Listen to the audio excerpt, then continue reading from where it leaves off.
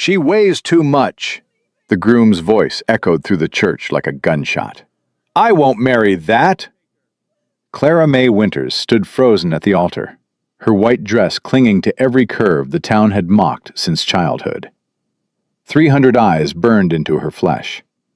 Her stepmother's face twisted with rage. The preacher clutched his Bible, speechless. Then boots hit the wooden floor. Heavy. Steady. Coming closer. A voice rang out from the back. I'll marry her. Subscribe and follow Clara's journey to the very end. Comment your city below. I want to see how far this story travels. The summer sun beat down on Stillwater Creek, Montana Territory, hot enough to crack the earth and break a woman's spirit. Clara May Winters stood in the cramped bedroom she'd slept in for 16 years, though slept was generous. The narrow cot against the wall, the single hook for her one decent dress, the window too small to climb through. This room had been her cage since her father remarried. Clara! Her stepmother's voice sliced up the stairs. Get down here this instant! Clara smoothed her hands over her worn cotton dress. The fabric stretched tight across her stomach, her hips, her arms. She'd stopped looking in mirrors years ago. Coming, ma'am! She descended the stairs carefully. The wood creaked under her weight. It always did, and Harriet never let her forget it. Her stepmother stood at the bottom, arms crossed, lips pressed into a thin line of disgust. Harriet Winters was a narrow woman in every sense. Narrow waist, narrow eyes, narrow heart. The Whitmore family arrives in 3 hours. Harriet's gaze traveled down Clara's body like she was inspecting spoiled meat. God help us all. Clara's half-sisters, Nellie and Josephine, giggled from the kitchen doorway. They were pretty girls, Harriet's girls, with their mother's sharp features and cruel smiles. She'll split the dress, Nellie whispered. She'll split the church floor, Josephine added. Harriet silenced them with a look, but Clara caught the twitch at the corner of her stepmother's mouth. Almost a smile. Upstairs, now. Your aunts are waiting to prepare you. Clara climbed back up, each step heavier than the last. Not from her weight, from knowing what was coming. The bedroom had transformed into a torture chamber. 3 of Harriet's sisters stood waiting. Aunt Martha held a corset, the boning thick, the laces long. Aunt Edna carried a basin of cold water. Aunt Frances clutched a red dress that looked 2 sizes too small. Strip, Aunt Martha commanded. Clara's hands trembled as she unbuttoned her dress. She let it fall to the floor, standing in nothing but her thin cotton shift. She crossed her arms over her chest, but there was no hiding. There never was. Lord have mercy, Aunt Edna breathed. She's gotten bigger. I told Harriet to lock the pantry, Aunt Frances muttered. But did she listen? Into the tub. Clara stepped into the basin. The water was ice cold, even in summer. She gasped, but didn't cry out. She'd learned long ago that crying only made things worse. They scrubbed her like she was livestock at auction. Rough cloths against her skin, soap in her eyes, hands grabbing and pushing without care. Clara stood still and let them. She'd had 18 years of practice at standing still. Out! She stepped onto the wooden floor, dripping. They didn't offer a towel. Arms up! The corset wrapped around her middle. Clara braced herself. Breathe in, Aunt Martha ordered. Clara inhaled. The laces yanked tight. Pain exploded through her ribs. She grabbed the bedpost to stay upright. Tighter, Aunt Edna said. She needs to look presentable. She needs to look smaller, Aunt Frances corrected. Aunt Martha pulled again. The boning dug into Clara's flesh. She couldn't breathe. Spots danced in her vision. Please, she whispered. I can't. You can and you will. Harriet appeared in the doorway. Your father owes the Whitmores $300. This marriage pays that debt. You will walk into that church, you will say I do, and you will not embarrass this family. Understand?"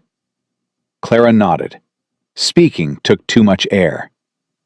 The red dress came next. They wrestled it over her head, yanking and pulling, tugging the fabric down over the corset. The seams groaned, the buttons barely closed. "She looks like a stuffed sausage," Nellie said from the hallway. "Nellie!" Harriet's voice was sharp, but not really angry. "Go help your father with the wagon." Aunt Martha turned Clara toward the mirror. Clara saw a stranger. A woman squeezed and shaped into something she wasn't. Her face was red from the heat, from the corset, from the shame. The dress clung to every curve the corset couldn't hide. "The Whitmore boy's never seen her," Aunt Edna said quietly. "His father arranged everything through letters with Harriet." "He'll see her today," Harriet said flatly, "and he'll marry her. He has no choice. The contract's signed." Clara's throat tightened. A contract. That's all she was. A signature on paper. A debt paid in flesh. The wagon ride took forever. Clara sat in the back, alone, while her father drove and Harriet sat beside him. Her half-sisters rode ahead in the family's nicer buggy, their laughter carrying back on the hot summer wind. Every bump sent the corset digging deeper into Clara's ribs. Sweat rolled down her back, soaking into the red fabric. She could barely breathe. She could barely think. The church appeared on the horizon. Clara's heart stopped. People. So many people. The whole town had turned out, not for celebration, but for spectacle. Word had spread about the Whitmore boy marrying the Winters girl. The fat one. The one who never spoke at socials. The one who hid behind the general store when children threw rocks. They wanted to see. "Sit up straight," Harriet hissed over her shoulder. "And for God's sake, stop sweating." The wagon rolled to a stop. Clara's father climbed down without looking at her. He hadn't looked at her in years, not since the day he told her about the arrangement. "You'll marry the Whitmore boy. It's settled." "But Papa, I've never even met—" "It's settled." Harriet appeared at the side of the wagon. "Get down, carefully. Don't rip anything." Clara climbed down. Her legs shook. The crowd parted, not in respect, but in revulsion. She heard the whispers immediately. "Is that her? Sweet Jesus, she's enormous. That poor Whitmore boy. His father must have lied about her. She'll crush him on the wedding night." Laughter. Always laughter. Clara kept her head down, one foot in front of the other. The church doors loomed ahead like the gates of hell. Her father took her arm, not gently, just to guide her. Harriet walked ahead, spine straight, chin high, as if she wasn't dragging a lamb to slaughter. Inside, the church was packed, every pew filled. Faces turned like sunflowers following the sun, all staring, all watching, all waiting. The preacher stood at the front, Bible open, expression carefully neutral. And beside him stood the groom, Thomas Whitmore. Clara had seen him only once before, from a distance, when his family came to town last spring. He'd been handsome then, laughing with his friends outside the saloon. Tall, blonde, with an easy smile. He wasn't smiling now. He stood rigid, hands clasped in front of him, staring straight ahead. He hadn't turned to look. Not yet. Harriet released Clara's arm. "Go." Clara walked. Each step echoed like a gunshot. Her dress rustled. Her corset creaked. Her breath came in short, painful gasps. 20 steps to the altar. Then 15. Then 10. Thomas Whitmore turned his head. Their eyes met. Clara saw the moment his face changed. The widening of his eyes. The parting of his lips. The color draining from his cheeks. His gaze traveled down her body. Not with desire, but with horror. She kept walking. 5 steps. 3. 1. She stopped beside him, close enough to smell his cologne, close enough to see the sweat breaking out on his forehead. He didn't look at her. He stared straight ahead, jaw clenched so tight she could see the muscle jumping. The preacher cleared his throat. Dearly beloved, we are gathered here today. No. The word cut through the air like a blade. The preacher stopped. I beg your pardon? Thomas Whitmore stepped back from the altar. He turned to face the congregation. His voice rang out clear and strong. I said no. I won't marry her. Gasps erupted. Hands flew to mouths. Someone in the back dropped a hymnal. Mr. Whitmore, the preacher began. The contract? To hell with the contract! Thomas pointed directly at Clara. Look at her! My father told me she was healthy and strong. He didn't tell me she was this. Laughter burst from the crowd. Cruel, cutting laughter. Clara stood frozen. She couldn't move, couldn't breathe, couldn't think. She weighs more than my horse! Thomas's voice rose with disgust. I'd rather work my father's land alone for the rest of my life than be shackled to that. More laughter. Someone clapped. Thomas Whitmore turned and walked toward the door. His boots echoed in the sudden silence between laughs. He shoved the doors open and disappeared into the blinding sunlight. The church exploded. Voices everywhere.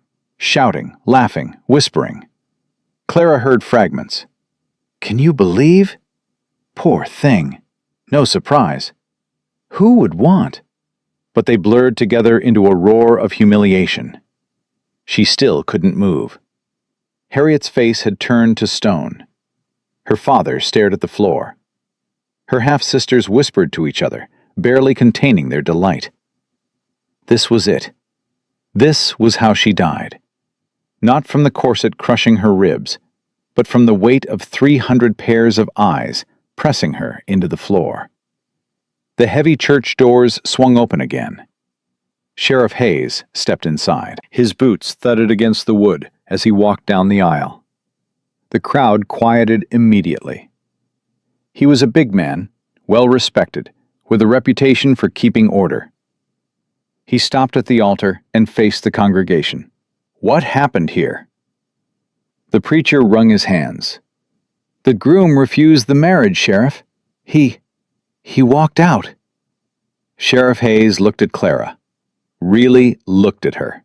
Not through her. And something flickered in his eyes.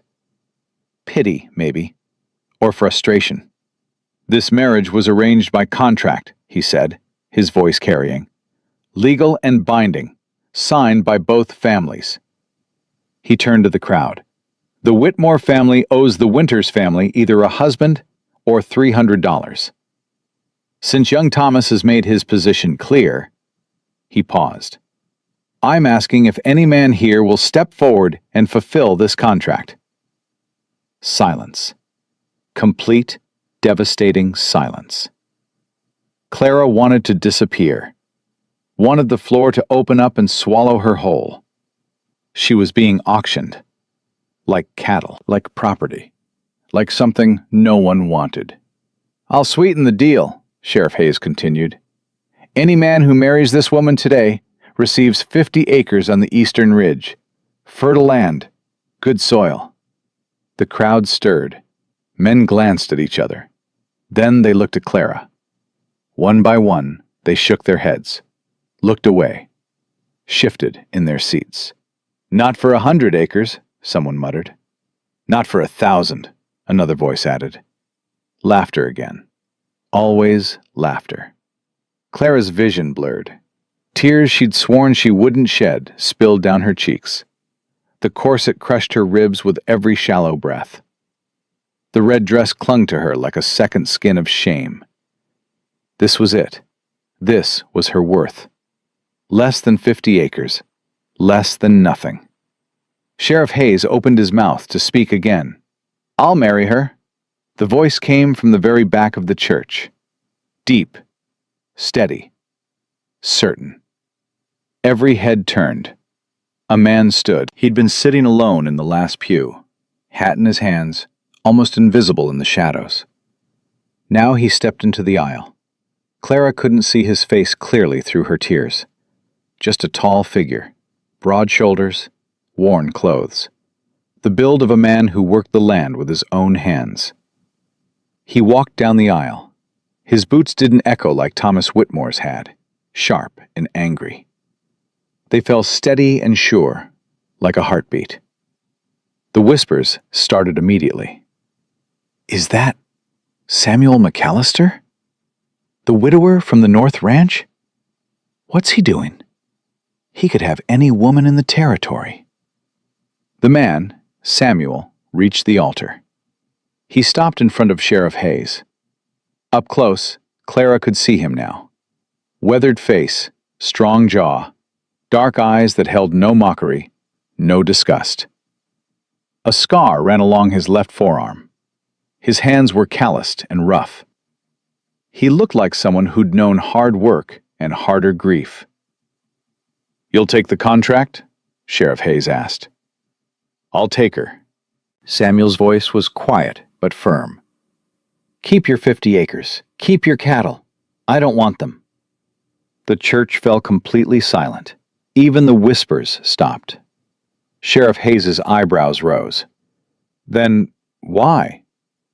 Samuel didn't answer. Instead, he turned and looked directly at Clara. She braced herself, waited for the disgust, the disappointment, the cruelty hiding behind kind words. But his eyes held none of that. They were steady, calm, like the surface of a deep lake. "If you'll have me," he said quietly, "only if you'll have me." Clara stared at him. Her mind raced. Why would he do this?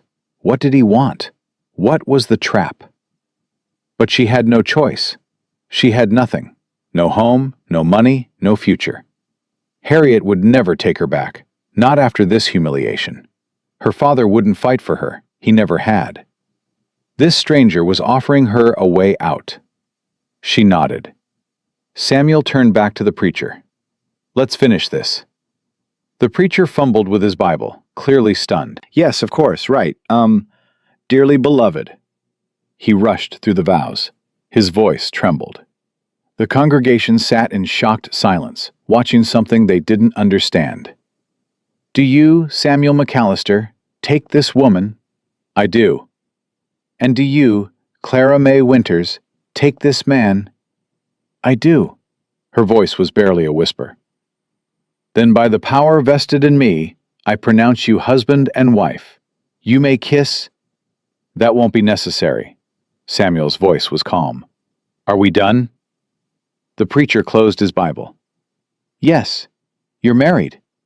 Samuel turned to Clara. "We're leaving." He didn't take her arm roughly like her father had. He didn't grab her or pull her. He simply walked toward the door, and she followed. The crowd parted for them. Clara kept her eyes forward. She could feel their stares, hear their whispers. What was he thinking? He'll regret it by morning. Maybe he's simple in the head. Poor fool. Samuel pushed the church doors open. Sunlight poured in, blinding after the dim interior. A wagon waited outside. 2 horses, both well cared for, stood patiently in the heat. Samuel climbed up and extended his hand to Clara. She hesitated. This was it, the moment everything changed. She could refuse. She could walk away. But to what? To where? She took his hand. His grip was firm, strong. He pulled her up easily, like she weighed nothing at all. Clara settled onto the bench beside him. The wood was worn smooth, comfortable. The wagon was simple, but well maintained. Samuel snapped the reins. The horses moved forward. The church shrank behind them. The town faded into the distance. The whispers and laughter disappeared into the hot summer air. They rode in silence. Clara sat stiffly, hands folded in her lap, still wearing the red dress, still squeezed into the corset, still sweating in the relentless sun. She wanted to speak, to ask why, but the words stuck in her throat. Who was this man? Why had he saved her? What did he expect in return? The questions circled in her mind like vultures. Samuel stared straight ahead, his face unreadable. He handled the horses with easy confidence, guiding them along a dirt road that led away from everything Clara had ever known. She was married to a stranger, and she had no idea what came next. The ranch appeared on the horizon as the sun began to sink lower in the sky. A simple house, a sturdy barn, horses grazing in a fenced pasture, fields stretching out toward distant mountains. Samuel brought the wagon to a stop. He climbed down and walked around to Clara's side, extended his hand again. She took it, stepped down carefully. Her legs were stiff. The corset still crushed her ribs. She could barely breathe. Samuel looked at her for a long moment. Then he spoke, his voice quiet. "Welcome home, Mrs. McAllister." Clara stood in the fading sunlight, her red dress clinging to her skin, her new husband a stranger before her. She had escaped one prison, but she didn't yet know if she'd walked into another. Samuel led her up the wooden steps and through the front door. Clara followed, her legs unsteady, her mind spinning with questions she couldn't bring herself to ask. He walked across the room and opened a door on the far side. "This is your room." Clara stepped past him. A bed with a thick quilt, a window, a dresser. Simple, clean, more space than she'd ever had. "You can rest," Samuel said. "We'll talk tomorrow." Before Clara could respond, he stepped back and closed the door. She stood alone. Her heart pounded against the crushing corset. She waited for him to come back, to tell her what he expected, to demand what husbands demanded. But the house stayed silent. Clara sat on the edge of the bed. Her hands shook. The corset dug into her ribs with every breath. She needed to take it off. God, she needed to breathe. But the laces were in the back, tied in knots by her aunts. She couldn't reach them. She tried, twisted her arms behind her back until her shoulders screamed, clawed at the fabric until her fingers bled. But the knots held tight. Tears streamed down her face. She was trapped, in this dress, in this corset, in this house with a stranger. She'd escaped one cage only to find herself locked in another. A soft knock came at the door. Clara froze. "Ma'am?" Samuel's voice was muffled through the wood. "You all right in there?" She didn't answer, couldn't answer. The sobs were building in her chest, pressing against the corset, threatening to break her apart. I thought I heard crying." Still nothing. A long pause. Then, "The corset. You can't reach the laces." Clara's face burned with shame. He knew. Of course he knew. "I can help," he said quietly. "If you want. I'll keep my eyes closed, or I can fetch the widow down the road, Mrs. Patterson. She's a good woman. Wouldn't talk." Clara pressed her hand to her mouth. He was offering her a choice. No one had ever offered her a choice. "Mrs. Patterson," she whispered. "I'll be back soon." His footsteps faded. The front door opened and closed.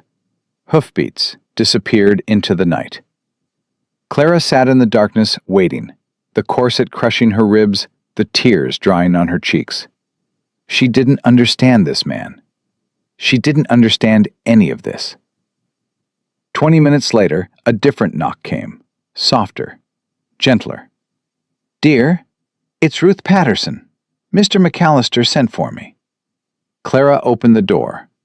The woman who stood there was perhaps 55, with gray-streaked hair and kind eyes. She took one look at Clara, the red dress, the tear-stained face, the shallow breathing, and her expression softened. "Oh, honey, let's get you out of that torture device." She stepped inside and closed the door. Her fingers worked at the laces quickly, expertly. "Breathe out, dear. Slow." The corset loosened. Clara gasped as air flooded her lungs. Real air, deep air. She hadn't breathed properly in hours. Ruth helped her remove the dress, the corset, Everything. She didn't stare, didn't comment on Clara's size, just handed her a simple cotton nightgown from the dresser. "Samuel keeps this place well stocked," Ruth said. "Man knows how to prepare." Clara pulled the nightgown over her head. It was soft, loose. She could breathe. "Thank you," she whispered. Ruth patted her hand. "You get some rest now. Samuel's a good man. The best man in this territory, if you ask me. Whatever you're afraid of, you don't need to be." She left as quietly as she'd come. Clara heard low voices in the other room. Ruth and Samuel talking. She couldn't make out the words. Then the front door closed, and silence fell again. Clara climbed into bed. The sheets were clean, the quilt was warm. The pillow was soft. She lay in the darkness, staring at the ceiling, waiting for the door to open. It never did. The next morning, Clara woke to the sound of a rooster crowing. Sunlight streamed through the window. For a moment, she forgot where she was. Then it all came rushing back. She sat up slowly. Her body ached from the corset's abuse. Bruises marked her ribs where the boning had dug in. She opened the door cautiously.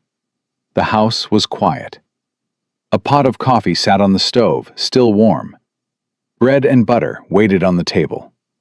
A note, written in rough but legible handwriting. "Feeding the horses. Help yourself." Clara's hands trembled as she poured the coffee. When had anyone ever left her food? When had anyone ever told her to help herself to anything? She ate slowly, tasting each bite. The bread was fresh. The butter was real. The coffee was strong. She was just finishing when the front door opened. Samuel stepped inside, hat in hand. He glanced at the empty plate and nodded once. "Good. You ate." "Thank you," Clara said. "For the food. For Mrs. Patterson." He shrugged. "Wasn't right to leave you suffering." Silence stretched between them. Clara gripped her coffee cup. "Why did you marry me?" Samuel hung his hat on a hook by the door. "We'll talk about that another time.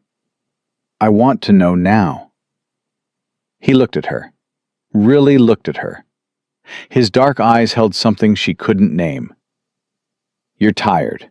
You're hurt. You've been through hell." His voice was calm. "Rest today. Get your strength back. We'll talk when you're ready." He turned and walked back outside. Clara stared at the closed door. She'd demanded an answer, and he'd simply refused.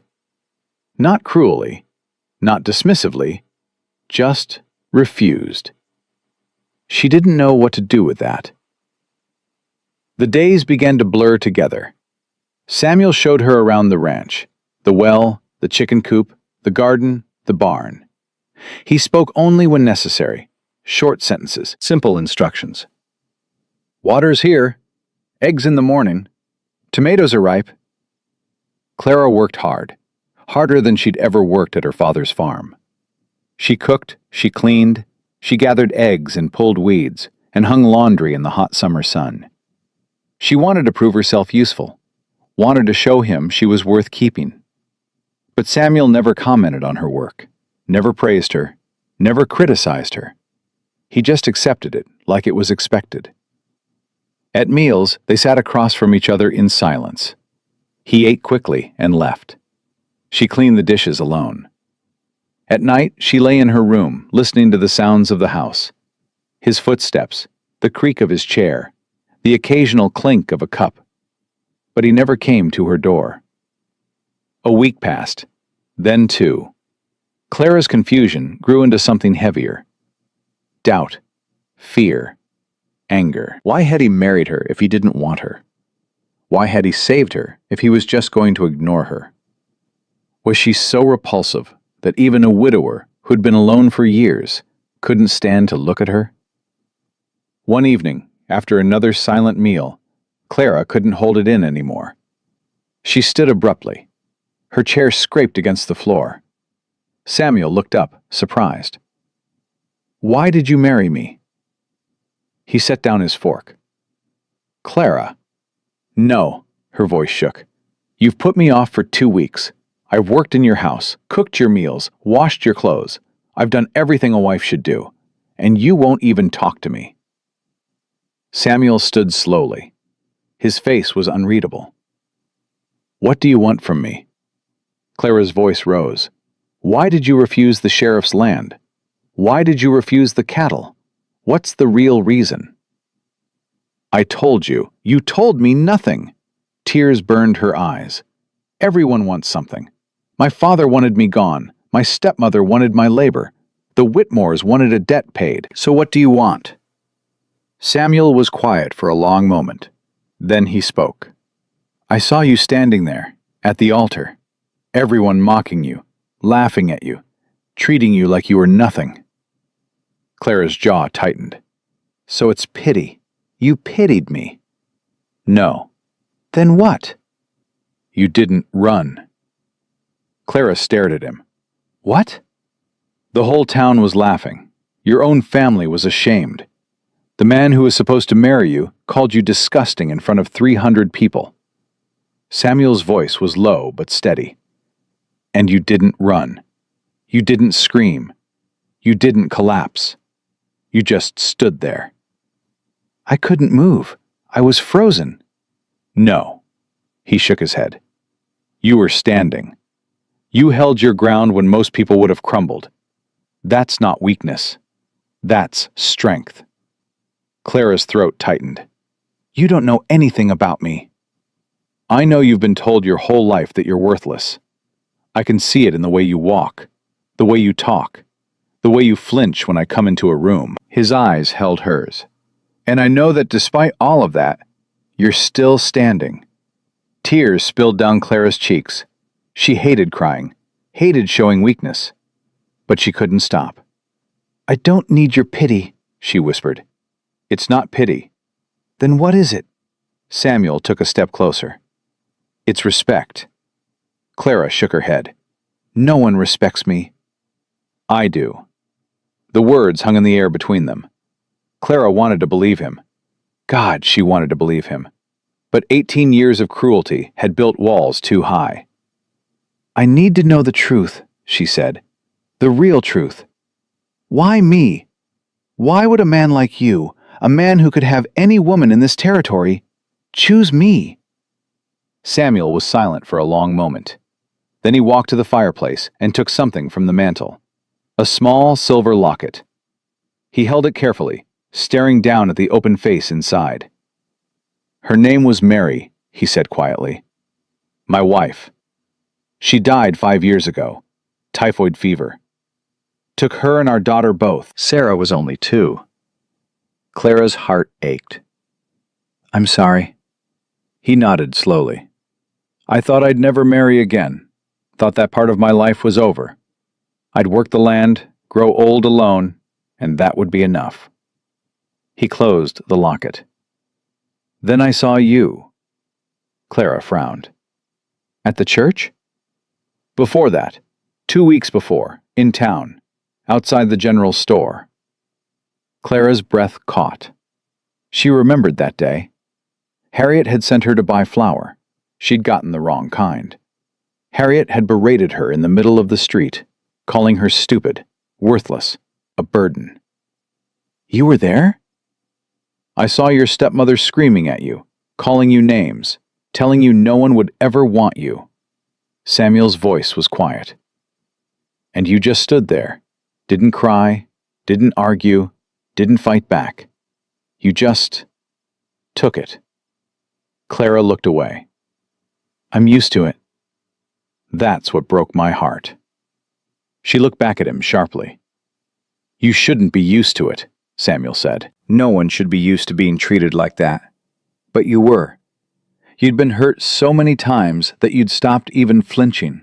He set the locket back on the mantel. I couldn't stop thinking about you. For 2 weeks.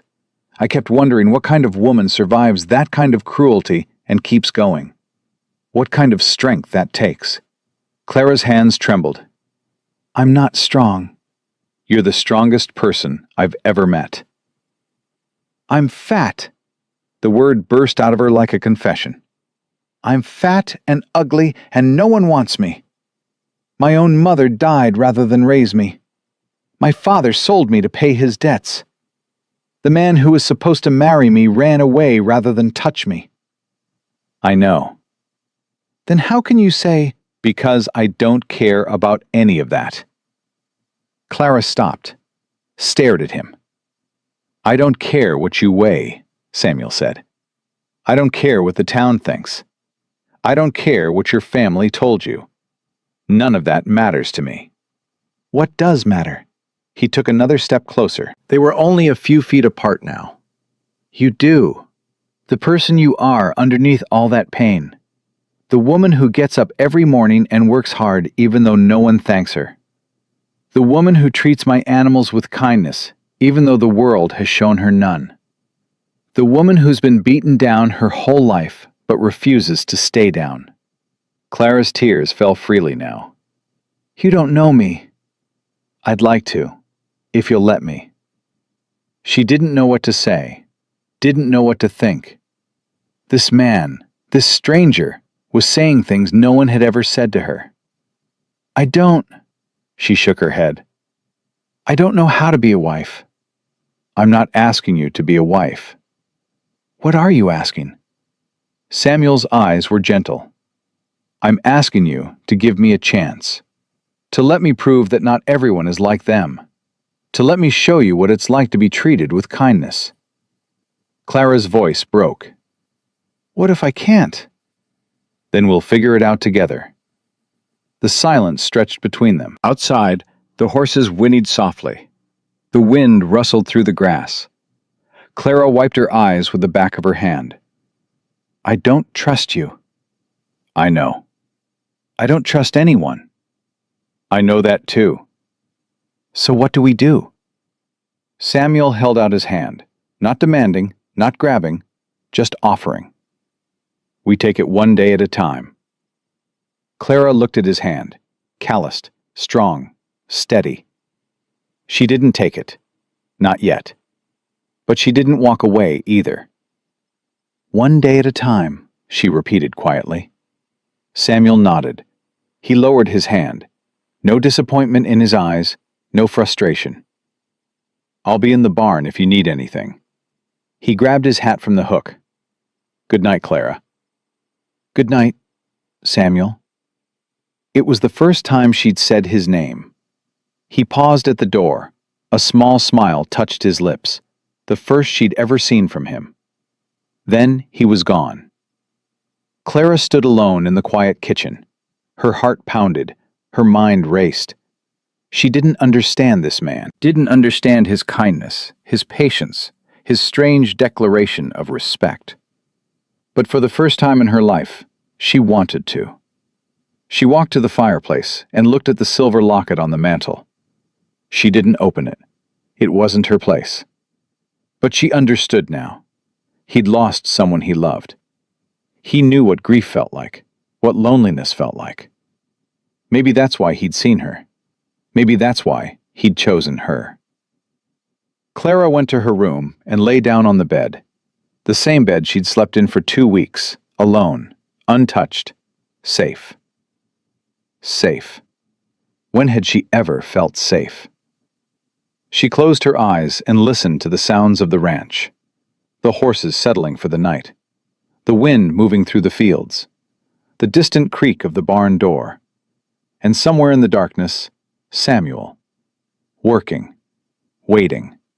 Giving her time. She didn't know what tomorrow would bring. Didn't know if she could ever trust him, ever believe that someone could want her for who she was. But for the first time in 18 years, Clara May Winters felt something she'd never felt before. Hope. The next morning, Clara woke before dawn. She lay in bed for a moment, thinking about the conversation from the night before. Samuel's words echoed in her mind. You're the strongest person I've ever met. No one had ever said that to her. No one had ever seen her as anything other than a burden.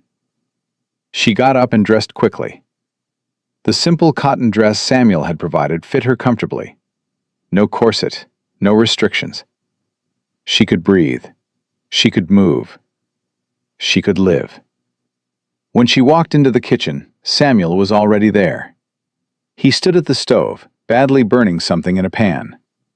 Clara stopped in the doorway. "What are you doing?" He glanced at her, almost sheepish.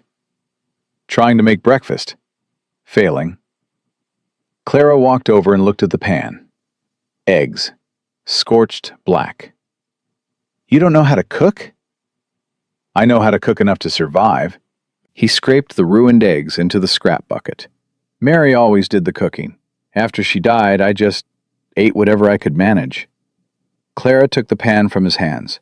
"Sit down." He blinked. "What?" "Sit down. I'll make breakfast."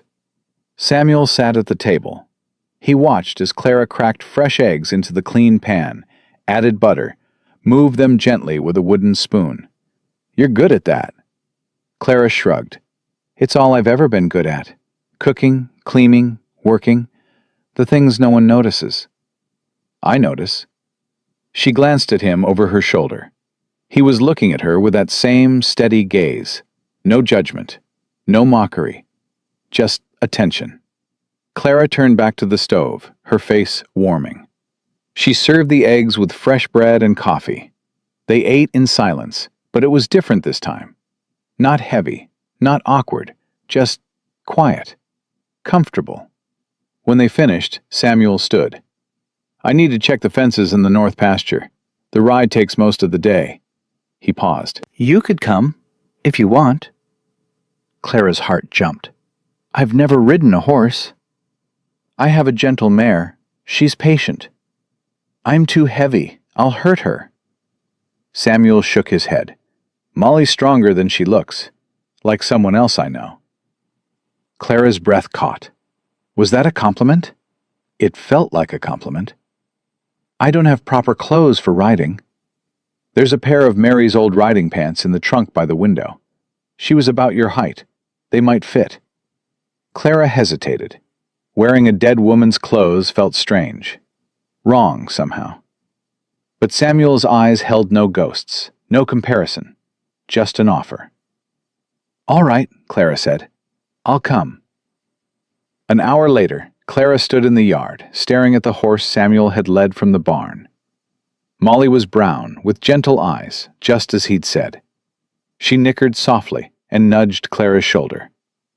"She likes you," Samuel said. "She doesn't know me." Horses know people better than people know themselves. If she didn't like you, she'd let you know. Clara reached out tentatively and touched Molly's neck. The horse stood still, calm, accepting. "Now," Samuel said, "I'm going to help you up. Put your foot in the stirrup and swing your other leg over. I'll steady you." Clara's face burned. "You'll have to touch me." "I will. Is that all right?" She nodded, unable to speak. Samuel's hands settled on her waist. Firm, gentle. He lifted as she pushed off the ground, and suddenly she was in the saddle, sitting high above the earth. Her heart raced. The ground seemed very far away. "You're doing fine," Samuel said. "Just breathe. Hold the reins like this." He adjusted her grip, his fingers brushing hers. "And let Molly do the work. She'll follow my horse." He mounted his own horse with easy grace, a man born to the saddle. "Ready?" Clara gripped the reins. "No." Samuel smiled, that small, rare smile. "That's honest. Let's go anyway." They rode out together into the summer morning, the sun warm on Clara's face, the wind moving through her hair. She was terrified. But she was also, for the first time in her life, free. They rode for hours across the open land, and with each mile, Clara felt something inside her loosen. The fear was still there, it always was, but underneath it, something new was growing. Freedom. "You're doing well," Samuel called back to her. "Most people grip too tight their first time. You're learning to trust her." Clara looked down at her hands on the reins. He was right. She'd stopped clutching so hard. Her fingers had relaxed. Molly moved beneath her with a steady rhythm, and Clara had begun to move with her instead of against her. "She's patient," Clara said. "She's been through a lot. Lost her foal last spring. Took her months to let anyone near her again." Samuel slowed his horse so they rode side by side. But she came back, stronger than before. Clara understood he wasn't just talking about the horse. They reached the north fence line by midday. Samuel dismounted and began checking the posts, testing each one for weakness. Clara watched from the saddle, unsure what to do. "You can get down," Samuel said without looking up. "Stretch your legs. You'll be sore tomorrow either way, but walking helps." Clara swung her leg over carefully and slid to the ground. Her legs wobbled. Muscles she didn't know she had screamed in protest. Samuel glanced at her and almost smiled. "Told you. You could have warned me it would hurt this much." "Would you have come if I had?" Clara thought about it. "Probably not." "That's why I didn't warn you." She laughed, a small sound, surprising even to herself. She couldn't remember the last time she'd laughed. Samuel's eyes softened. "You should do that more often." "Do what?" "Laugh." Clara's face warmed. She looked away, pretending to study the fence line. They worked together through the afternoon. Samuel showed her how to test the posts, how to spot weak spots in the wire, how to hammer a nail straight. Clara's hands blistered and her back ached, but she didn't complain. At one point, she reached for a nail at the same moment he did. Their fingers touched. Both froze. Clara's heart stuttered. She could feel the roughness of his calluses, the warmth of his skin. Neither pulled away. "Sorry," she whispered. "Don't be." He handed her the nail slowly, his fingers lingering against hers for just a moment longer than necessary. Clara drove the nail into the post. Her hand shook, but it went in straight. "Good," Samuel said quietly. "You're a quick learner." They finished as the sun began to sink toward the horizon. Clara's whole body ached, but it was a good ache, the ache of work well done. "We should head back," Samuel said, looking at the sky. "Storm's coming." Clara looked up. The western sky had turned dark, clouds building like mountains on the horizon. "How do you know?" "You learn to read the sky out here. It'll hit by nightfall. We need to move." They mounted up and rode hard toward the ranch. The wind picked up, hot and heavy with moisture. Clara gripped the reins tight as Molly quickened her pace. They made it back just as the first drops began to fall. Samuel led the horses into the barn while Clara ran for the house. By the time he joined her inside, the sky had opened up. Rain hammered the roof like fists. Lightning split the darkness. Thunder rolled across the land, shaking the walls. Clara stood in the middle of the kitchen, trembling. "You all right?" Samuel asked, shaking water from his hat. "I don't like storms." "Bad memories?" Clara nodded. Her voice came out small. "My mother died in the storm. I was 8. Lightning struck the barn. She ran in to save the horses." She swallowed hard. "She didn't come out." Samuel went still. "Clara, I'm sorry. I didn't know." "No one does. My father never talked about her. When he remarried, Harriet forbade me from mentioning her at all." Clara wrapped her arms around herself. "But every time it storms, I remember. I can still smell the smoke, hear her screaming." Thunder cracked overhead, so loud the windows rattled. Clara flinched violently. A sob escaped her throat. Samuel crossed the room in 3 steps. He didn't touch her, didn't presume, but he stood close enough that she could feel his warmth. "You're safe here," he said quietly. "This house has stood through 100 storms. It'll stand through this one too." "I know." Tears streamed down her face. "I know it's foolish. I know I'm being—" "You're not being anything. Fear is fear. It doesn't listen to logic. Lightning flashed. Thunder followed immediately, a deafening boom that seemed to shake the earth itself. Clara's legs buckled. Samuel caught her. His arms wrapped around her, strong and steady, holding her up when she couldn't hold herself. "I've got you," he murmured. "I've got you." Clara buried her face in his chest. She could hear his heartbeat, steady and calm. She focused on that sound, let it drown out the thunder. "Tell me something," she whispered. "Anything. Just talk to me." Samuel was quiet for a moment. Then he began to speak, his voice low and even. "When I was a boy, maybe 10 years old, my father took me on a cattle drive. 300 head, all the way from Missouri to Kansas. Took us 6 weeks. Clara listened, her breathing slowly steadying. First night out, a storm hit. Worse than this one. The cattle spooked, started running. My father told me to stay put, but I didn't listen. I rode out after him, trying to help. What happened? My horse threw me. I landed in a creek bed, twisted my ankle. Couldn't walk, couldn't ride. The storm raged all night, and I just lay there in the mud, sure I was going to die. Clara looked up at him. But you didn't. No. My father found me at dawn, carried me 3 miles back to camp on his shoulders. Samuel's voice softened. He never scolded me for disobeying.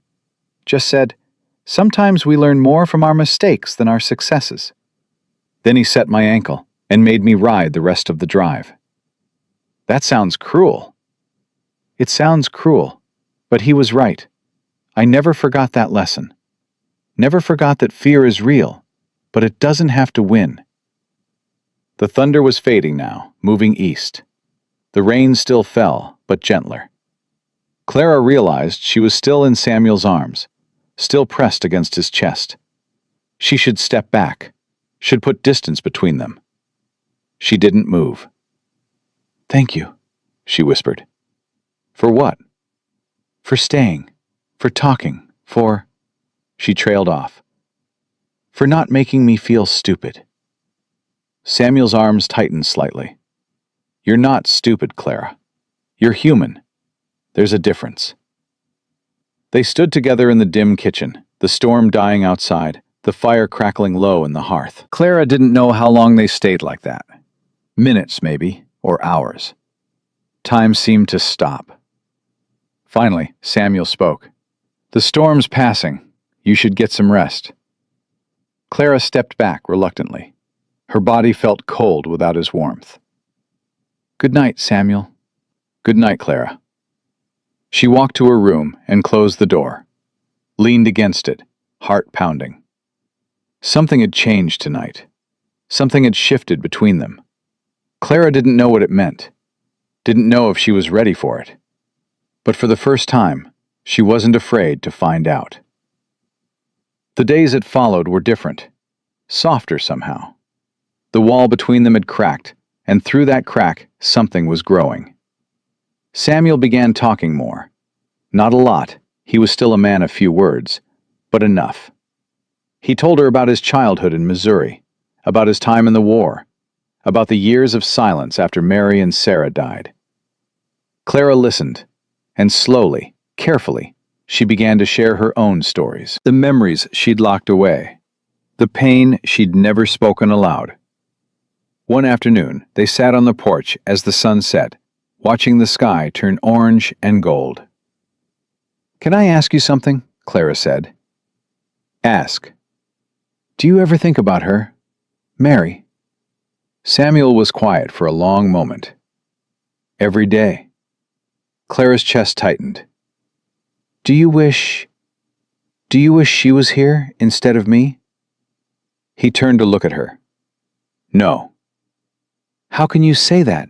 You loved her." "I did. I still do. But love isn't a finite thing, Clara. It doesn't run out." He paused. "Loving someone who's gone doesn't mean I can't care for someone who's here." Clara's eyes filled with tears. "I don't understand you." "What don't you understand?" This, all of this, she gestured between them.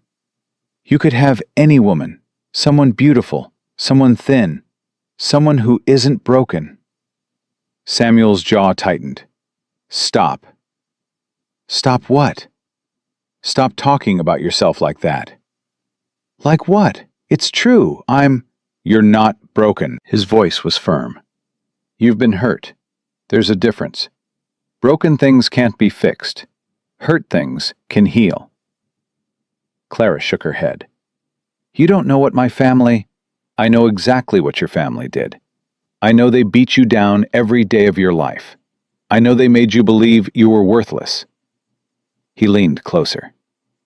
But they were wrong, Clara. They were liars. Samuel, you're kind. You're strong. You work harder than anyone I've ever known. You treat every creature on this ranch with gentleness, even though gentleness was never shown to you. His eyes burned into hers. That's not worthless. That's remarkable. Clara couldn't breathe. No one had ever said these things to her. No one had ever looked at her and seen anything but a burden. Why? She whispered. Why do you see things in me that no one else does? Samuel reached out slowly. His fingers brushed her cheek, wiping away a tear she hadn't realized had fallen. Because I know what it's like to be invisible, he said quietly. To have the world look right through you.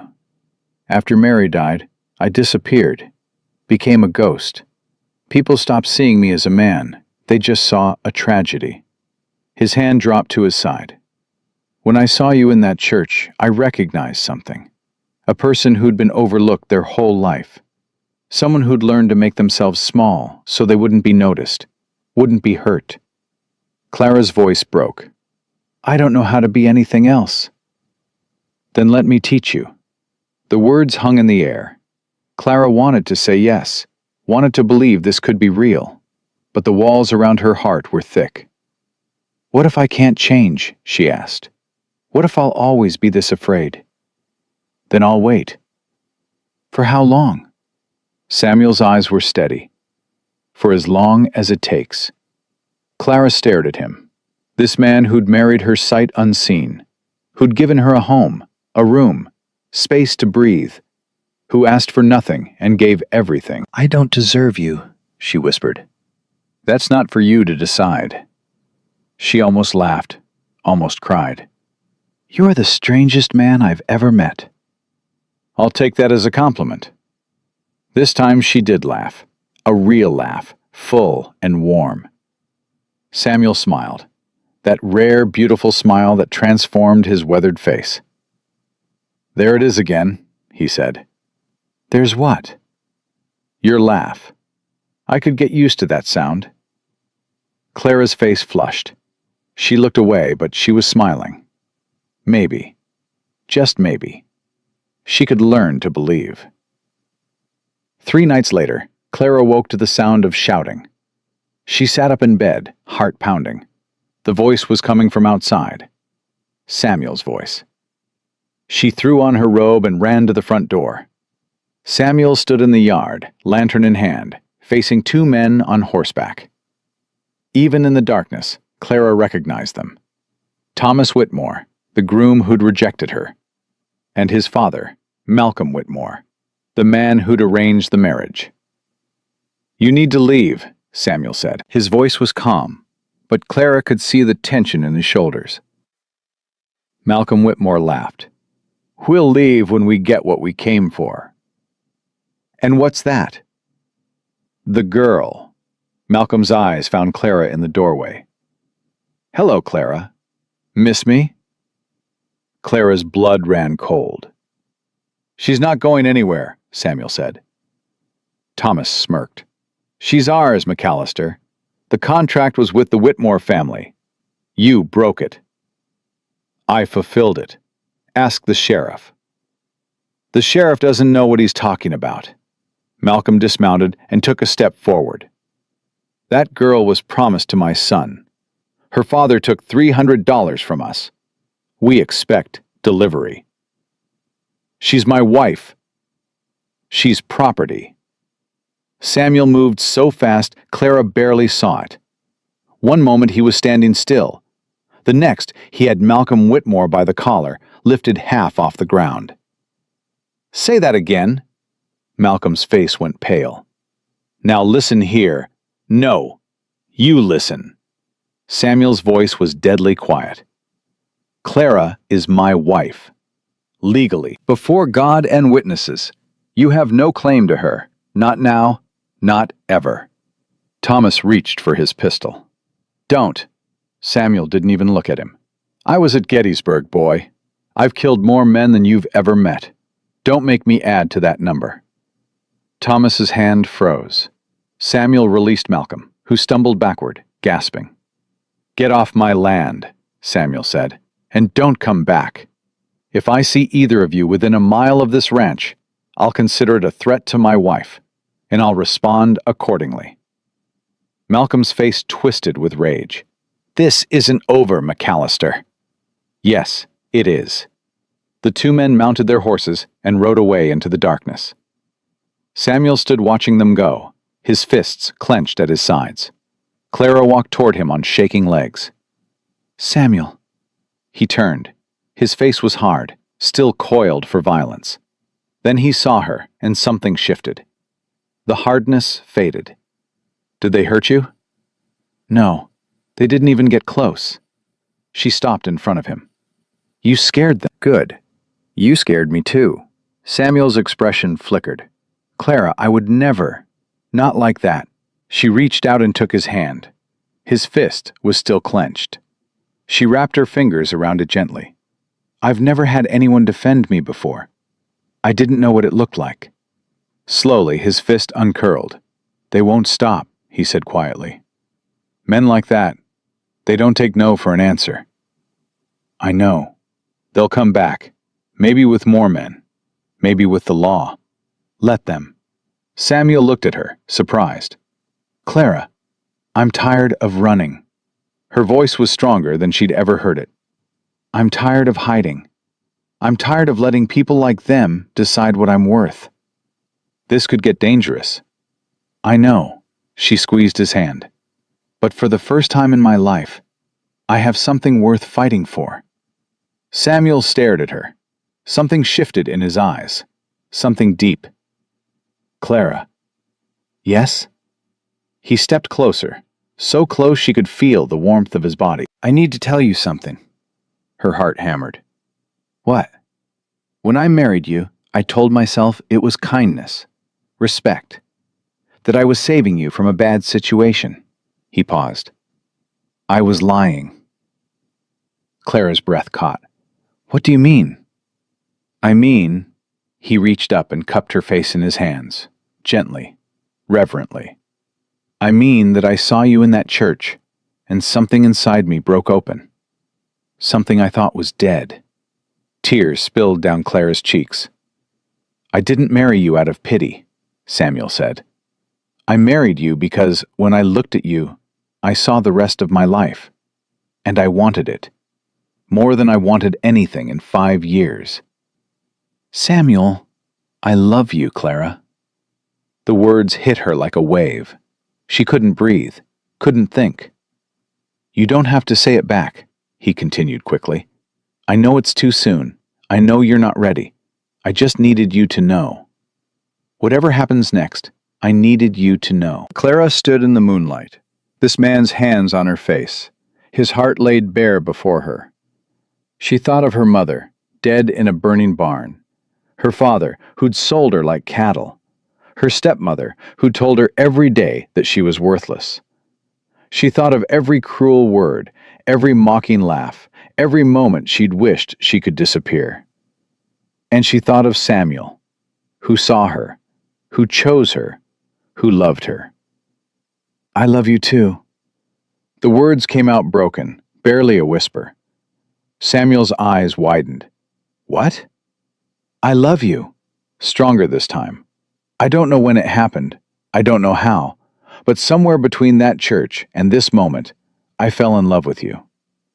Samuel made a sound, half laugh, half sob. He pulled her into his arms and held her tight. Clara buried her face in his chest and let the tears come. Not tears of pain, not tears of fear, tears of joy. For the first time in her life, Clara May Winters was loved. And she was never going back. The week that followed was the happiest of Clara's life. She woke each morning knowing she was loved. She fell asleep each night feeling safe. For the first time, she understood what it meant to belong somewhere. Samuel was different too. He smiled more, talked more. Sometimes she caught him watching her with an expression that made her heart flutter. They weren't truly husband and wife yet. Not in that way. Samuel never pushed, never pressured. He slept in his chair by the fire, giving her the bedroom, giving her time. But the distance between them was shrinking. Day by day, touch by touch. One morning, Clara stood at the stove making breakfast when Samuel came up behind her. He didn't touch her, just stood close enough that she could feel his warmth. "Smells good," he said. "It's just eggs." "I wasn't talking about the eggs." Clara's face flushed. She turned to look at him, and he was smiling. That rare, beautiful smile that made her knees weak. "Samuel McAllister, are you flirting with me?" "Maybe. Is it working?" She laughed and swatted his arm with her wooden spoon. "Go sit down. You're distracting me." He caught her hand, lifted it to his lips, pressed a kiss to her knuckles. "Good," he said. "I like distracting you." Clara couldn't breathe, couldn't think. This man, this impossible man, was hers. The moment shattered when hoofbeats sounded outside. Samuel's expression changed instantly. The softness vanished, replaced by hard alertness. "Stay here." He grabbed his rifle from above the door and stepped onto the porch. Clara followed despite his order, stopping just inside the doorway. A wagon approached. A single driver. A woman. Clara's blood turned to ice. "No," she whispered. Harriet Winters brought the wagon to a stop in front of the house. She looked the same as always, thin, sharp, dressed in black like she was attending a funeral. Her eyes swept over the ranch, then landed on Clara. "There you are," Harriet said. "I've been looking everywhere." Samuel stepped forward, rifle held loose at his side. "Mrs. Winters, you're not welcome here."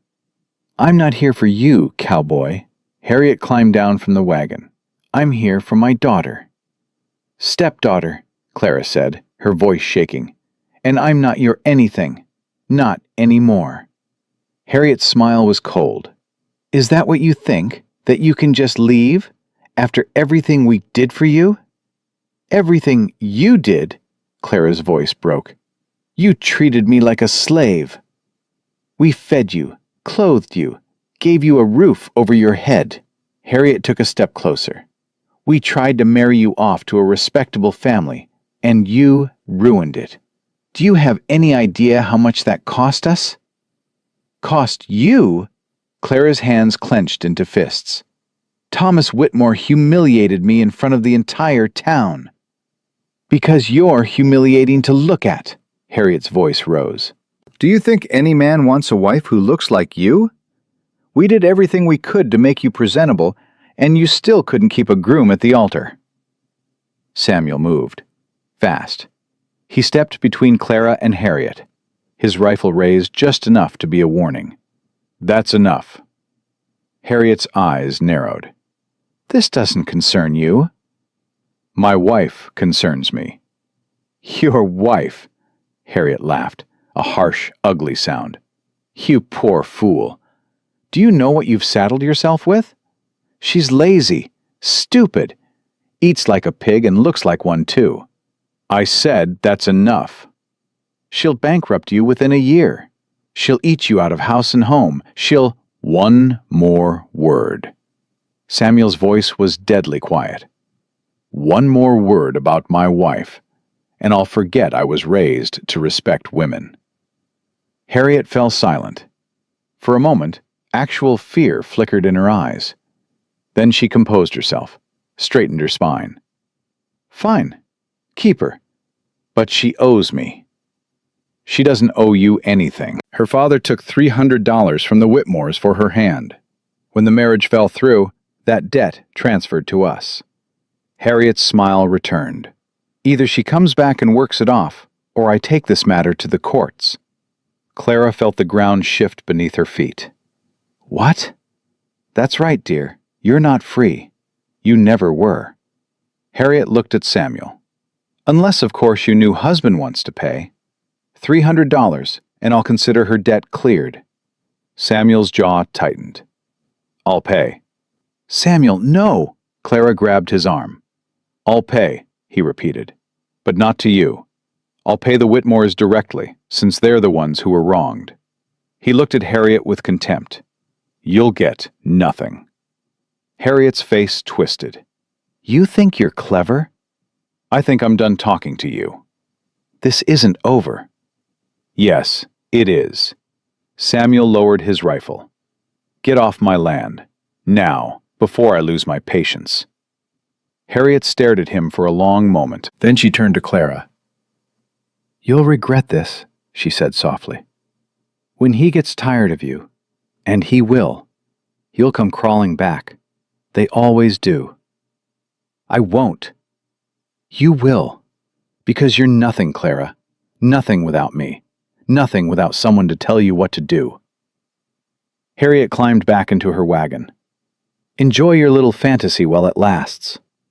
She snapped the reins and drove away. Clara stood frozen, watching until the wagon disappeared over the horizon. Her whole body trembled. Samuel set down his rifle and turned to her. Clara, she's right. What? She's right. Tears spilled down Clara's cheeks. I am nothing.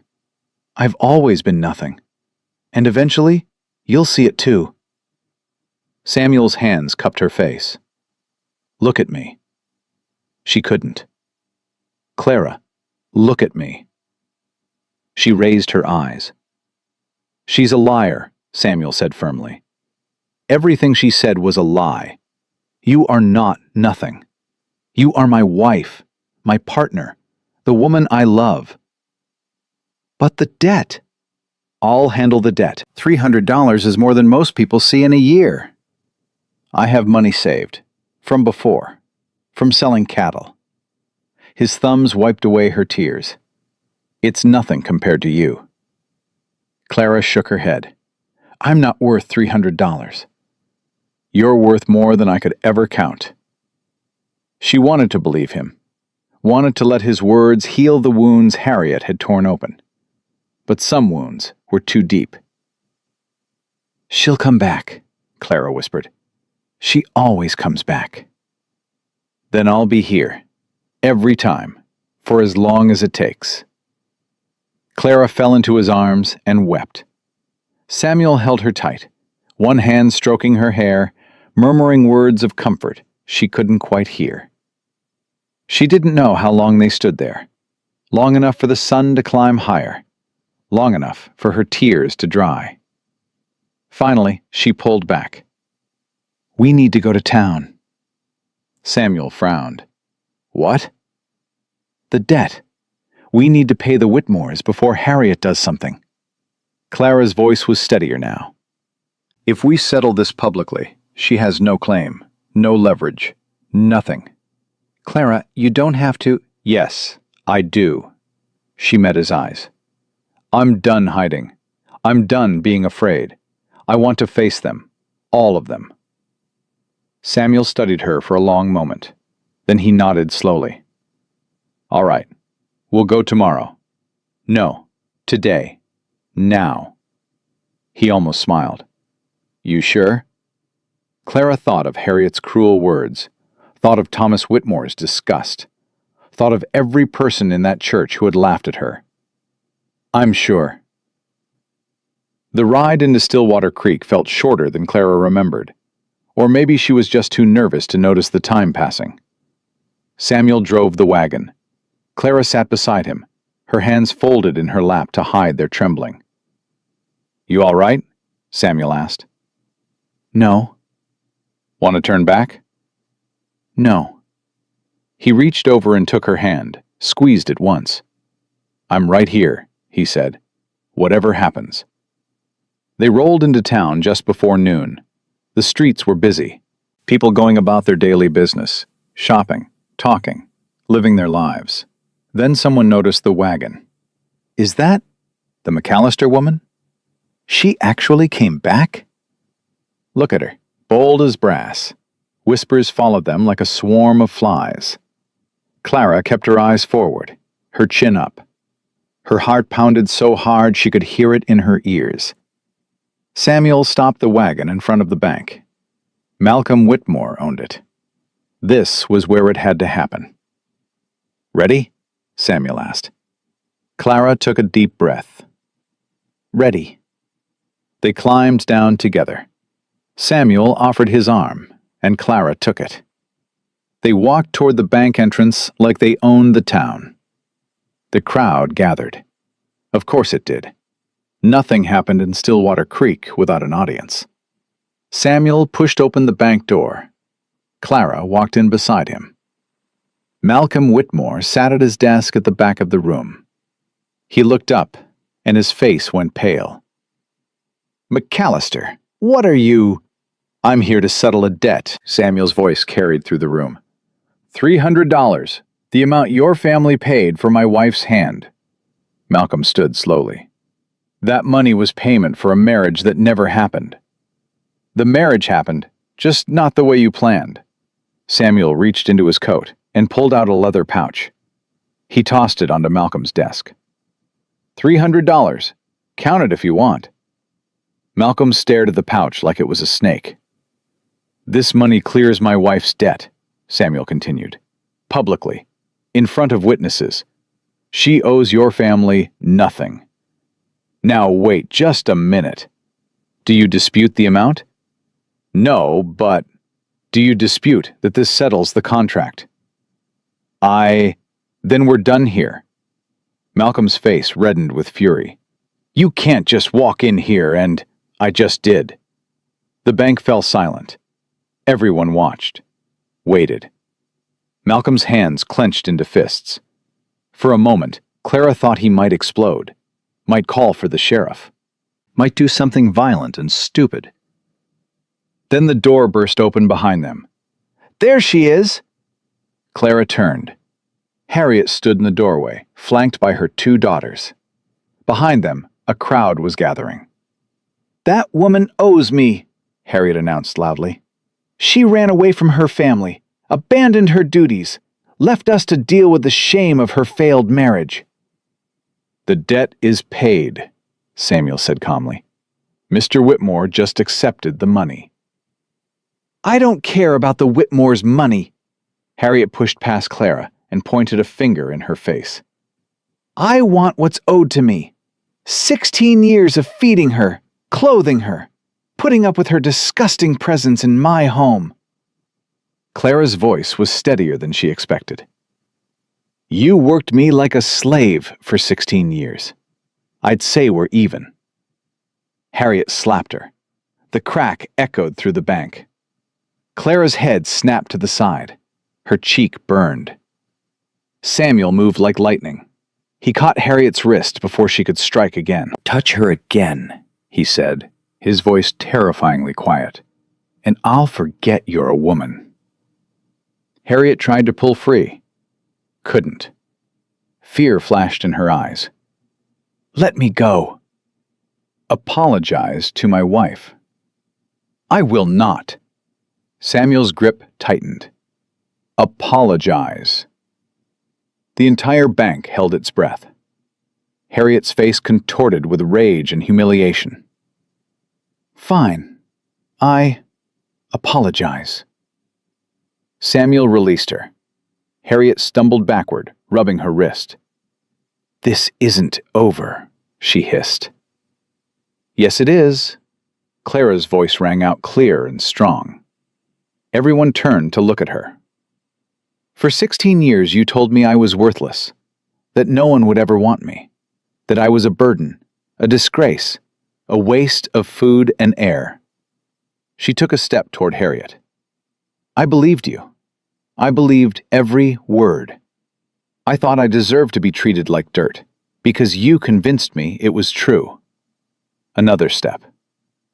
But you were wrong. Harriet's face went pale. I'm not worthless.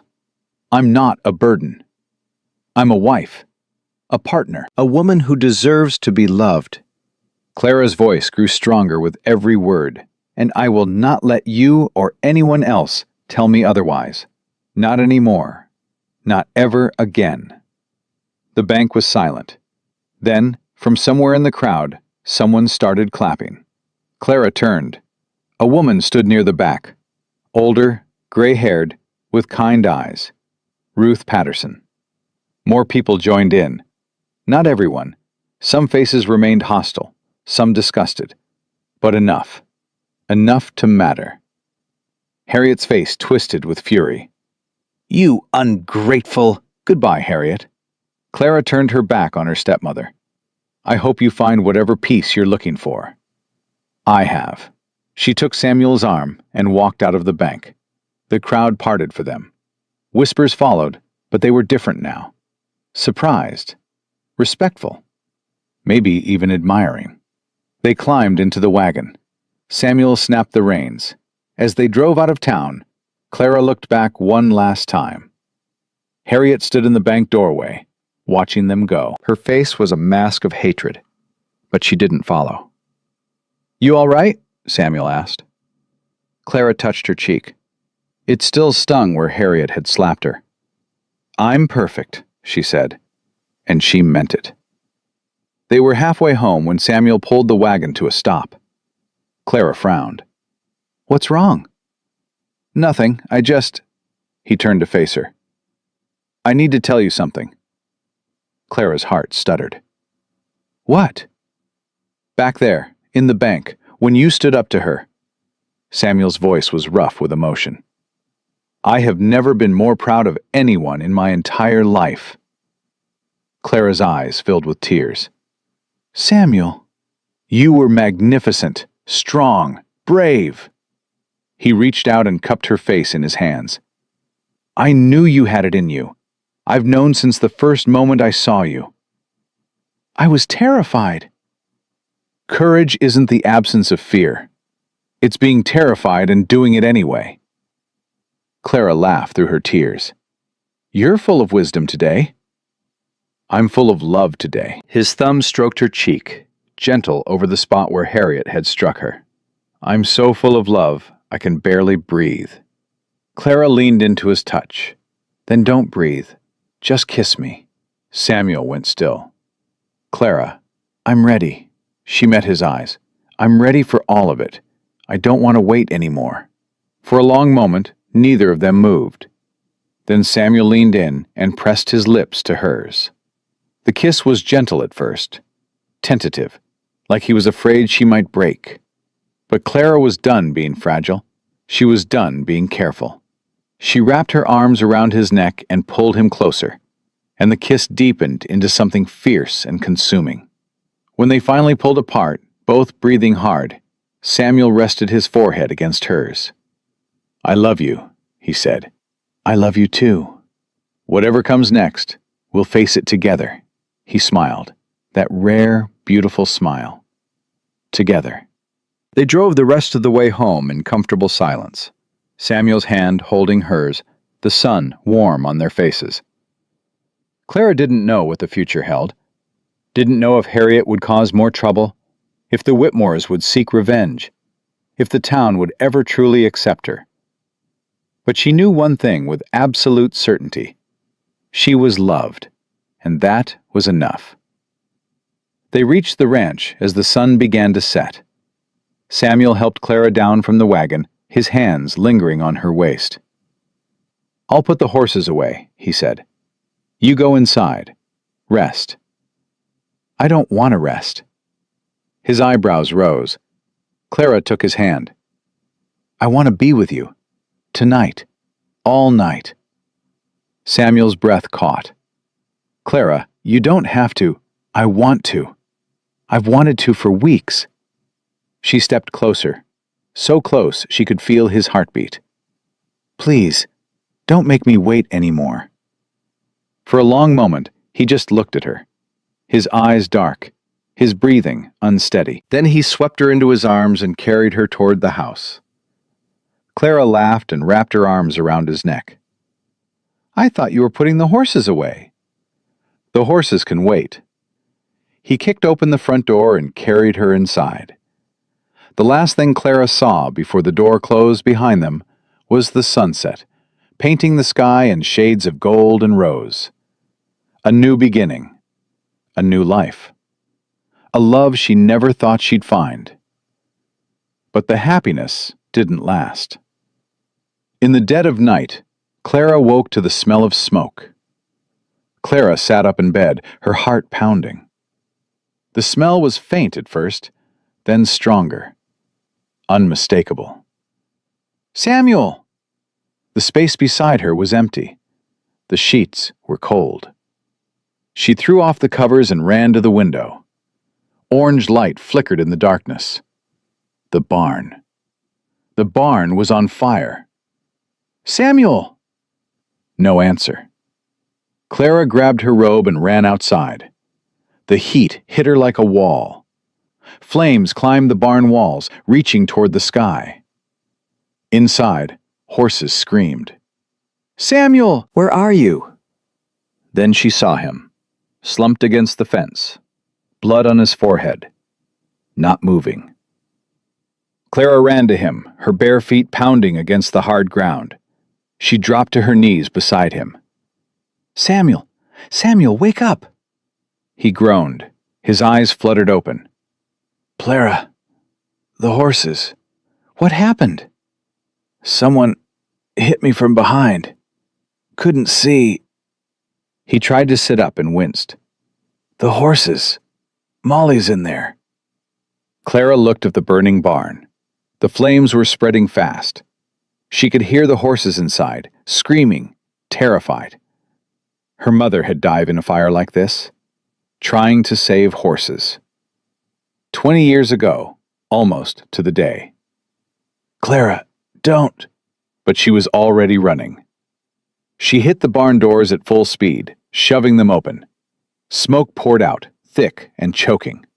She couldn't see, could barely breathe. "Molly! Molly, where are you?" A whinny, to her left. Clara stumbled toward the sound, one hand over her mouth, eyes streaming. Molly was in her stall, rearing in panic, hooves crashing against the wooden gate.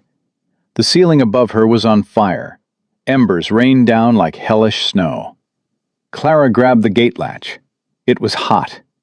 She screamed as it burned her palm, but she didn't let go. She wrenched the gate open. "Come on, girl, come on!" Molly reared again, wild with fear. Clara remembered what Samuel had told her. Horses know people. They can feel your fear. She took a deep breath of poisonous air, forced her voice to stay calm. "It's okay, Molly. I've got you. Just like you've got me. Remember?" The mayor's eyes found hers. Something shifted. Recognition. Trust. "That's right. Let's go. Together." Clara grabbed Molly's mane and pulled. The horse followed. They stumbled through the smoke together, Clara leading, Molly pressing close behind. The heat was unbearable.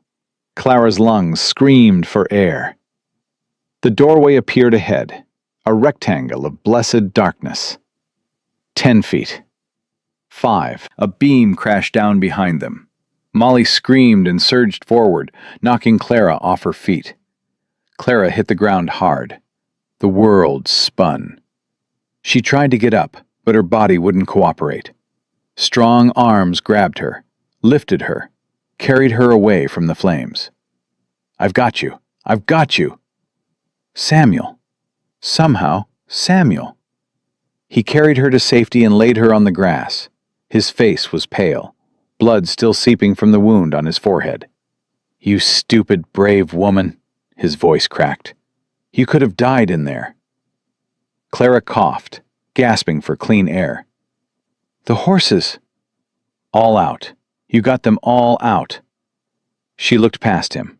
The horses huddled together near the fence, frightened but alive. Molly stood apart from the others, watching Clara with those gentle eyes. "I did it," Clara whispered. "You did it." Samuel pulled her into his arms. "God, Clara, when I saw you run into that fire, I had to. I couldn't let them burn. Not again." He understood. She saw it in his eyes. Her mother, the barn, the fire that had taken everything. "You're nothing like her," Samuel said softly. "What?" "Your mother. She died in that fire. But you—" His voice broke. "You walked out." Clara's tears mixed with the soot on her cheeks. "I had something to live for." Behind them, the barn collapsed in a shower of sparks. Neither of them looked. "Who did this?" Clara asked. Samuel's jaw tightened. "I don't know, but I'm going to find out." "I saw someone." They both turned. Ruth Patterson ran toward them, her gray hair wild, a lantern swinging in her hand. "Ruth, what are you doing here?" "I couldn't sleep. Saw the flames from my window."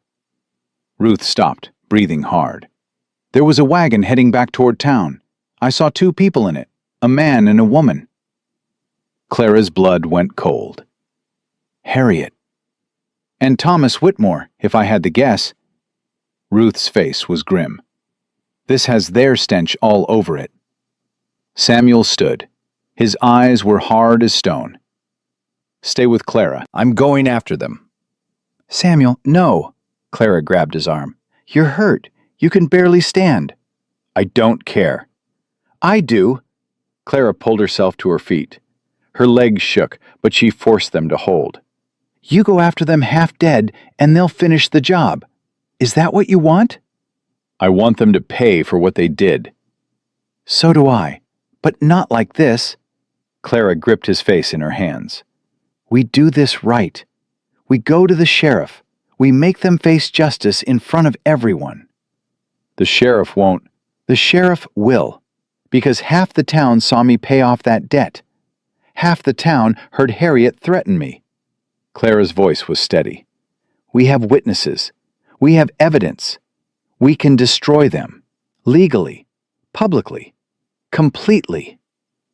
Samuel stared at her. The rage in his eyes slowly gave way to something else. Admiration. Pride. "When did you get so smart?" he murmured. "I've always been smart.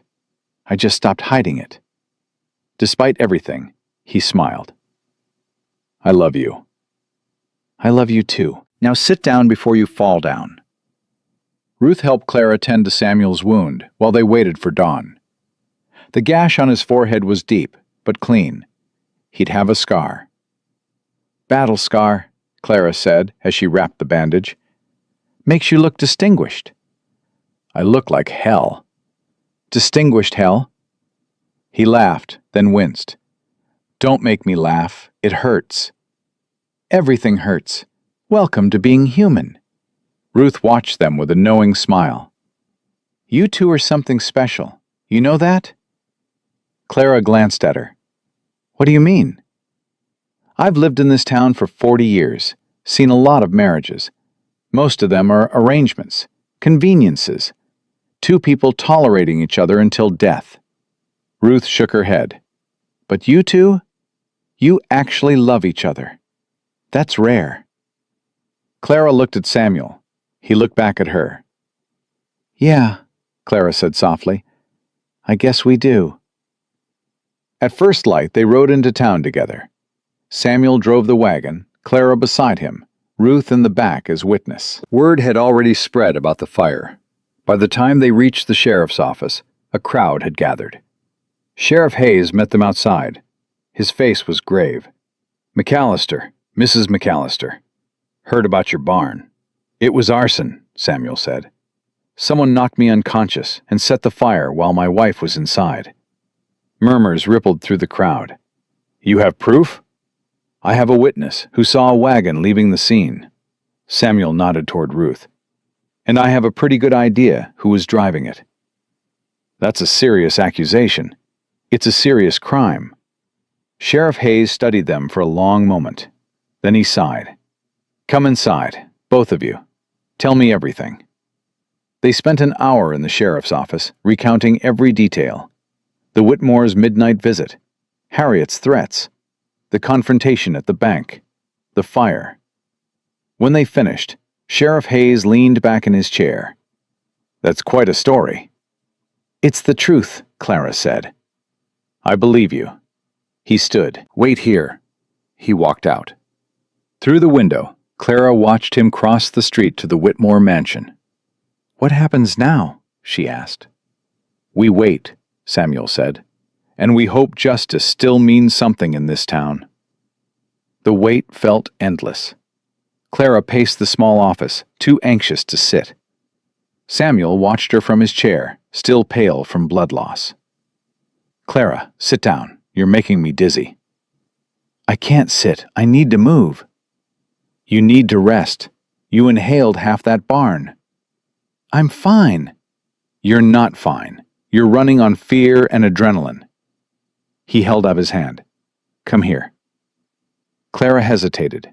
Then she walked over and let him pull her onto his lap. Better? Your leg is going to fall asleep. Worth it. She leaned her head against his shoulder, breathed in the smell of him, smoke and sweat and something uniquely Samuel. What if they get away with it? She whispered. They won't. But what if they do? What if the sheriff is in Whitmore's pocket? What if... Then we leave. Clara pulled back to look at him. What? We sell the land. Pack up. Start over somewhere else. Samuel's eyes were calm. Montana's a big territory. Lots of places where no one knows us. Where you can be whoever you want to be. You'd give up your ranch? Your home? My home is wherever you are. He tucked a strand of hair behind her ear. I thought I told you that already. Clara's eyes filled with tears. Samuel. The door burst open. Sheriff Hayes stood in the entrance, his face grim. Behind him, 2 deputies dragged Thomas Whitmore in chains. Found this one trying to flee, the sheriff said. His horse was still lathered from the ride back last night. Thomas's face was pale with fear. I didn't do anything. It was her idea. The woman made me... Shut up! A voice screamed. Harriet Winters appeared in the doorway, also in chains, also dragged by deputies. Her face was twisted with fury. You worthless coward! I told you to keep your mouth shut. I'm not going to prison for you. You'll go to prison anyway, you fool. The sheriff stepped between them. Enough, both of you. He looked at Clara. Mrs. McAllister, these 2 have confessed to setting the fire. They'll stand trial. Clara stood slowly. She walked toward Harriet, stopping just out of arm's reach. Why? She asked quietly. I was gone. I was out of your life. Why couldn't you just let me be happy? Harriet's eyes burned with hatred. Because you don't deserve to be happy. You never did. You're a fat, worthless... No! The word cut through Harriet's tirade like a knife. No, Clara repeated. I'm not worthless. I'm not a burden. I'm not the things you called me. She stood taller. I'm Clara McAllister. I'm a wife. I'm a survivor. And I'm done letting you define me. Harriet's face contorted. I'll always be the woman who walked out of a burning barn while you rot in prison. Clara's voice was steady. Goodbye, Harriet. I hope you find whatever peace you're looking for. I already found mine. She turned her back and walked away. Samuel took her hand. Together, they stepped out of the sheriff's office and into the morning sun. A crowd had gathered, hundreds of people filling the street. They stared at Clara and Samuel, waiting. Clara's heart pounded. This was it, the moment of truth. The town would either accept her or condemn her. A man stepped forward, old, weathered, with a rancher's hands. Clara recognized him, Mr. Henderson, who owned the biggest spread in the territory. "Mrs. McAllister," he said gruffly, "I heard what you did, running into that fire, saving those horses." Clara didn't know what to say. I just did what anyone would do." "No, you didn't." Henderson shook his head. "Most folks would have stood by and watched." "You risked your life." He extended his hand. "That takes guts. I respect that." Clara stared at his hand. Then, slowly, she took it. A woman pushed through the crowd. Mrs. Chen, who ran the general store. "I'm sorry," she said quietly, "for what we said, for how we treated you. It wasn't right." "I'm sorry too," another voice called. Then another, and another. Not everyone. Some faces remained hostile. Some turned away. But enough spoke up. Enough apologized. Enough extended hands and offered nods of respect. Clara's eyes filled with tears. "You did this," Samuel murmured in her ear. "You changed their minds." "I didn't do anything." "You showed them who you really are. That's everything." Ruth appeared beside them, beaming. "Well, I think this calls for a celebration. My place. Everyone's invited." The crowd cheered. People started moving toward Ruth's boarding house, laughing and talking. Clara and Samuel hung back. "You okay?" he asked. "I don't know," she laughed, wiping her eyes. "I think so. I think I might actually be okay." "You're more than okay." He pulled her into his arms. "You're extraordinary." "I'm covered in soot and I smell like smoke." "Extraordinarily sooty and smoky." She laughed again. A real laugh. The kind that comes from deep in the belly and doesn't stop. Samuel kissed her forehead. "Come on, let's go celebrate." "In a minute." Clara looked up at him. "I need to tell you something first." "What?" She took his hands in hers. "I spent my whole life thinking I was unlovable. That my size, my looks, my everything made me unworthy of happiness." "Clara, let me finish." She squeezed his hands. "You showed me I was wrong. Not by telling me, though you did that too, but by showing me. Every day, every gesture, every moment of patience and kindness." Her voice broke. "You didn't rescue me, Samuel. You gave me the space to rescue myself.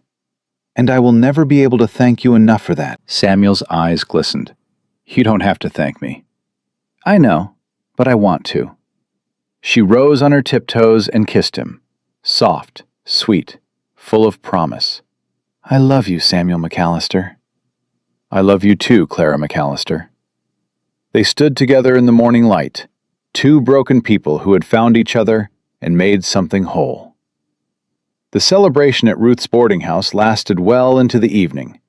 People came and went, bringing food, sharing stories, offering help to rebuild the barn. Clara sat in the corner, watching it all with wonder. "Can't believe it, can you?" Ruth sat down beside her with 2 cups of tea. "No, I really can't." Clara took the cup gratefully. "A month ago, these same people were laughing at me." People are complicated. They can be cruel and kind, sometimes in the same breath. Ruth sipped her tea. "What matters is that you gave them a chance to be better, and some of them took it." "Not all of them." "No, not all, but enough." Ruth smiled. "You can't change the world, Hummy, but you can change your corner of it. And you did."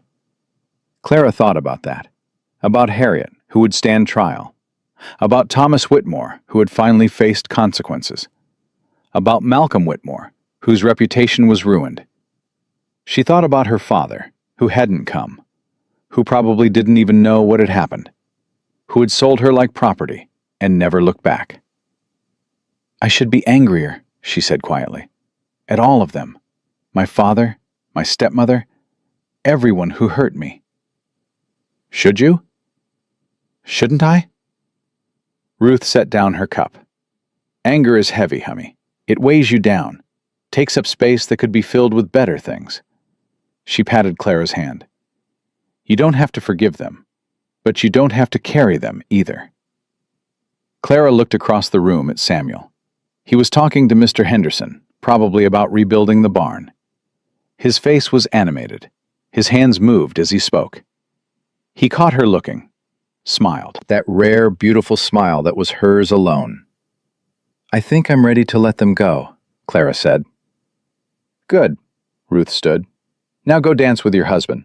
He's been staring at you for the past hour. There's no music. Then make some. Clara walked across the room to Samuel. The crowd parted for her, still a strange sensation, being seen instead of avoided. Dance with me, she said. Samuel's eyebrows rose. Here? Now? Here, now. There's no music. Ruth says we should make some. Samuel laughed. Then he took her hand, placed the other at her waist, and began to hum. It was a simple tune, something old and sweet. Clara didn't recognize it, but it didn't matter. She let him lead her across the floor, their feet moving in perfect sync. The crowd grew quiet. People stopped talking to watch. Clara didn't care. She didn't care about any of them. All she saw was Samuel. All she felt was his arms around her. All she heard was the sound of his voice, humming softly in her ear. I never thought this would be my life, she whispered. Neither did I. Are you happy? More than I ever thought possible. She looked up at him. Promise me something. Anything. Promise me we'll always be this, right here, right now, no matter what happens. Samuel stopped dancing. His hands cupped her face. I promise, he said. I promise you everything. Every day, every night, every sunrise and sunset. I promise you my whole heart, Clara, for as long as I live. Tears streamed down her cheeks. That's a lot of promises. I'm a man of my word. He kissed her then. Not a gentle kiss, not a careful kiss. A kiss that claimed her, possessed her, declared to everyone watching that this woman was his, and he was hers, and nothing would ever change that. The crowd erupted in cheers. When they finally pulled apart, both breathless, Clara laughed. People are watching. Let them watch, Samuel grinned. Let them see what love looks like. They danced until their feet ached, ate until their bellies were full, laughed until their cheeks hurt. And when they finally climbed into the wagon to go home to a ranch with no barn but endless possibilities, Clara looked back at the town one last time. She had come here as a rejected bride, a woman no one wanted, a burden to be traded and sold. She was leaving as Clara McAllister, beloved wife, survivor, the woman who ran into a burning barn and walked out alive. What are you thinking? Samuel asked. Clara smiled.